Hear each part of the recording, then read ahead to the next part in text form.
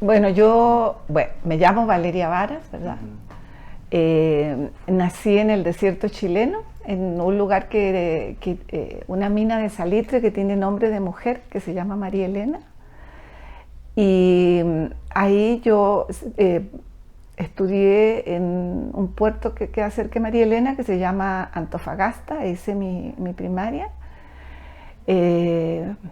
Estuve un año en Estados Unidos haciendo el high school por una beca, y de ahí me fui a Valparaíso a estudiar diseño gráfico.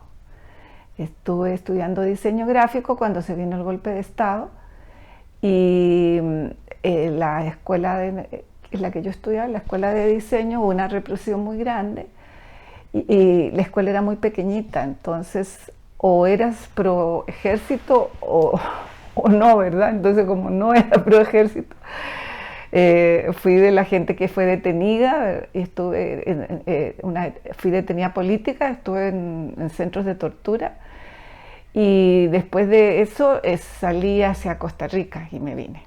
Entonces los primeros años estuve trabajando en diseño, haciendo diseño gráfico. Aquí había muy poco, no había escuela de diseño gráfico, había diseño publicitario, pero es diferente, ¿verdad? Y a mí me faltó poco para terminar la carrera, me faltó muy poco, pero no la pude terminar, y entonces después entré aquí a estudiar antropología y saqué una maestría en antropología. Aquí me casé y tengo 2 hijos hombres, y después ya al final más que nada he trabajado como antropóloga. Un chileno supo que me conoció, ¿verdad? Que yo vivía con un grupo de chilenas, y me conoció y supo que yo había estudiado diseño gráfico. Entonces me dijo que si yo le podía hacer unos afiches, porque ellos daban unos cursos del BID en Centroamérica. Entonces yo le dije que sí, ¿verdad? Y era para el ICAP, Instituto Centroamericano de Administración Pública. Entonces empecé a hacerles mucho trabajo ahí en el ICAP, y ahí conocí muchas personas de Centroamérica que estaban trabajando, obviamente, en el Instituto Centroamericano de Administración Pública. Bueno, les empecé a hacer diagramación de libros, portadas de libros, y ahí fue que había un salvadoreño, Mario Argueta, que les hacía la corrección de estilo a los libros, y también le hacía la corrección a Educa, la editorial universitaria centroamericana.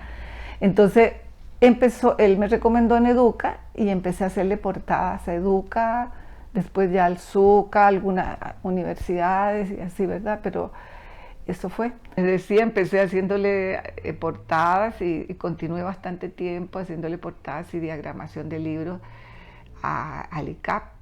Y en la época en que todo se hacía a mano, ¿verdad? Y la diagramación había que hacerla pegando pedacitos. Uno mandaba a hacer levantar textos, y le daban tiras así de textos, y uno las iba pegando en unos papeles, ¿verdad? Que en la mesa de dibujo, y si había alguna corrección, entonces a veces le daban la frase y uno la pegaba ahí, ¿verdad? Y no sé qué.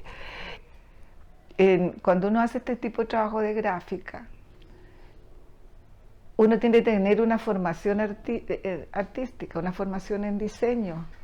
Uno tiene que saber, por ejemplo, el tema del equilibrio en una imagen, ¿verdad? Cuando, por ejemplo, conviene que haya cierta simetría en algo, y cuando no conviene que haya simetría en algo, cuando los colores se mueven, y cuando los colores más bien se acompañan, y cuando uno puede hacer un afiche o una que se mueven los colores, porque es algo que sí, por decirle, hay unos rojos con unos azules que vibran, ¿verdad? Entonces usted no puede poner eso en un afiche que va a hablar sobre la paz y no sé qué, ¿verdad? Lo pondrá sobre un festival de rock, o lo pondrá sobre, no sé, unos juegos de la niñez, en fin, o sea, esas cosas básicas que te da la formación hay que tenerlas en cuenta. En Centroamérica se estaba viviendo represiones terribles, dictadura. Guatemala tenía una dictadura, en El Salvador había una guerra civil, en Honduras también habían dictaduras. Entonces ya como por ahí de los años, en ese contexto de los años 80, y yo que venía de haber vivido la represión de una dictadura, sabía, ¿verdad?, lo doloroso y las pocas libertades que se tienen en ese contexto. Y además yo venía de una universidad que no había podido terminar porque había sido intervenida, ¿verdad? Y al verme tenido, aunque nunca me hicieron ningún cargo, pero al verme tenido como detenida política, bueno, como les digo, ¿verdad? No había un cargo al respecto, pero sí obviamente el ejército sabía que me habían tenido como detenida política, entonces eso hacía de que yo no podía volver a la universidad allá. Entonces yo conocía esa situación, el saber qué significaba vivir en una dictadura, ¿verdad? El saber lo que es perder la libertad y entrar a un régimen autoritario, y además saber lo que los militares que estaban todos, habían las escuelas latinoamericanas en Panamá, en Uruguay, donde se les enseñaba a los militares cómo tratar a los presos políticos, ¿verdad? Las torturas que había que hacerles para que hablaran y qué sé yo, ¿verdad? Entonces, al saber lo que eso significaba y que no solo era lo que era en Chile, sino que era reproducido en todos los otros países, hacía de que yo entendiera perfectamente el dolor que había, ¿verdad?, en una persona que había sido, por decirte, profesor universitario en Guatemala, que estaba trabajando, ¿verdad? Pero saber que habían intervenido su universidad o un estudiante o un profesor universitario en El Salvador y saber que mataron al rector, o personas que estuvieron, ¿verdad?, que conocían la terrible situación de El Salvador y que matan a Monseñor Romero, que él hacía sus homilías, él hacía unas homilías, creo que era los domingos, y que casi en todos lados, bueno, por lo menos aquí en Costa Rica, la gente que quería podía escucharlas. Yo me acuerdo que yo escuché varias, y creo que escuché la última, sí, cuando dijo algo parecido como que si un militar escucha algo que va en contra de una orden de Dios, no tiene como que obedecerla, ¿verdad? Y que eso significó su muerte. Entonces, saber que esas cosas pasaban, hacer un afichito, ¿verdad? Y no sé, gastar parte de mi presupuesto que yo tenía. Por suerte que yo en ese momento estaba casada y el padre de mis hijos tenía trabajo, digamos, teníamos trabajo, pero entonces a poder usar eso para la defensa de esos derechos y de buscar la posibilidad de que esas situaciones se solucionaran y que volviera la democracia a los países. O sea, para mí era importante, y yo creo que cada persona aporta como puede, ¿verdad? Para mí mi aporte era poder hablar a través de los afiches y que esa voz se corriera, ¿verdad?, por los diferentes lugares donde los afiches se mandaban. Y era como, ¿verdad?, decir, bueno, esto está pasando, ¿verdad? No tenemos periódico, pero esto está pasando. No sale en la revista, no sale en la radio, no sale en la tele, pero esta imagen está diciendo lo que pasa. Entonces, eso era, o sea, para mí era fundamental, porque yo creo que es un poco la razón de la vida, ¿verdad? ¿Para qué vas a vivir si no eres coherente con lo que tú crees que debe ser, ¿verdad? Si tú crees que debe haber libertad, que debe haber, los derechos humanos para mí son muy importantes, que si no se respetan los derechos humanos, entonces es el sentido de la vida, ¿verdad? ¿Qué sentido le das tú a la vida? Ese es el sentido que yo le doy a la vida.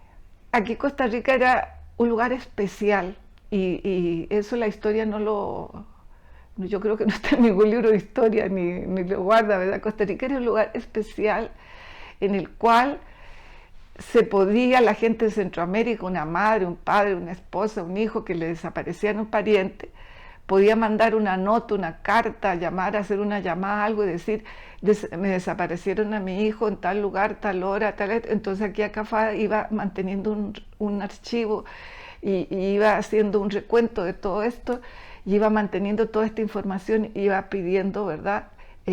Recibía mucha ayuda de organismos europeos, de Suecia, yo creo que bastante, y entonces para poder trabajar en la búsqueda de estas personas. Entonces se hacían actividades de conmemoración de la gente desaparecida, entonces varios de esos afiches igual se hacían rápido, así, ¿verdad? Vamos a hacer la conmemoración. Se hacían vigilias por las personas desaparecidas, y entonces este material, esto que yo hice, ¿verdad? Se hizo en ese contexto de la búsqueda y de la búsqueda de esas personas desaparecidas y de la búsqueda de una libertad para las universidades. Y sí, me siento muy orgullosa de haberlo hecho, y me parece muy interesante que se rescaten, no porque yo las hice, sino porque no era yo sola, ¿verdad? Porque esos afiches después había que doblarlos, guardarlos, mandarlos, porque se mandaban entonces a diferentes países, a diferentes partes, a diferentes universidades en el mundo, en Latinoamérica, diferente gente que podía hacer solidaridad y abrir el afiche y decir, mira, pasó esto, ¿verdad? Pasó aquello, porque los periódicos no le daban relevancia y algunos ni siquiera mostraban esa información, ¿verdad? En esa época. O sea, yo creo que la sociedad moderna eso es fundamental, la educación. Y ve tú que es tan importante que para la construcción de los estados nacionales, uno de los elementos necesarios para esa construcción fue la creación de las universidades, bibliotecas, archivos nacionales, y la promoción de las artes, ¿verdad? Si tú haces estudios de cómo se construyeron las naciones en Europa y después en Latinoamérica, es a partir de eso. Y en Costa Rica, después de que vino la guerra esta contra los filibusteros, era importantísimo, no, o sea, se hablaba de una nación centroamericana, pero Costa Rica quería formarse como nación, como Estado nacional, y eso no se logra hasta que existen eso, ¿verdad? Existe una biblioteca nacional, las universidades, etcétera, ¿verdad? Empieza la gente se desarrolla escribiendo, en fin. O por lo menos la educación, si no las universidades aún, por lo menos la educación, que escuelas, colegios. Las universidades sí se desarrolla más tarde, pero sí el que haya colegios y escuelas en ese momento, ¿verdad? Era muy, muy importante. La autonomía es fundamental porque no va a depender de un partido o de un gobierno de turno para poder dar una clase o para poder enseñar, ¿verdad? Sino que va a depender de cómo la universidad ha estructurado, ha hecho currículums para poder desarrollar un conocimiento o una determinada profesión, y que esas personas que estudian esa profesión tengan capacidad para pensar. Y por eso a mí me parece muy triste cuando en las universidades últimamente, sobre todo las universidades privadas, han cortado, ¿verdad? Dicen, no, que ya sacó la carrera en 3 años, en 4 años, lo que en la Universidad de Costa Rica son 6, ¿verdad?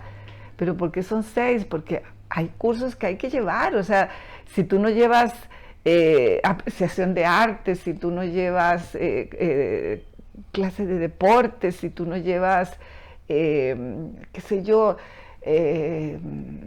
literatura, ¿verdad? Como dan en humanidades, ¿verdad? O sea, si no tienes eso, son también elementos para tener un pensamiento crítico y para que te dé autonomía para pensar, porque te va dando cosas. el arte te va dando elementos, la literatura te va dando elementos, el hacer deporte te despeja, o sea, el abrirte te despeja para allá después, o sea, te abre la mente para que tú desarrolles, ¿verdad?, ese pensamiento. Pero si no, no hay una autonomía, si te dice la misma, cuando se quiere, ¿verdad?, que la iglesia se entre a intervenir dentro de la educación, es terrible. O sea, ya sabemos todas las luchas que se ha dado a la humanidad para desprenderse de eso, para volver a lo mismo, sería terrible, ¿verdad?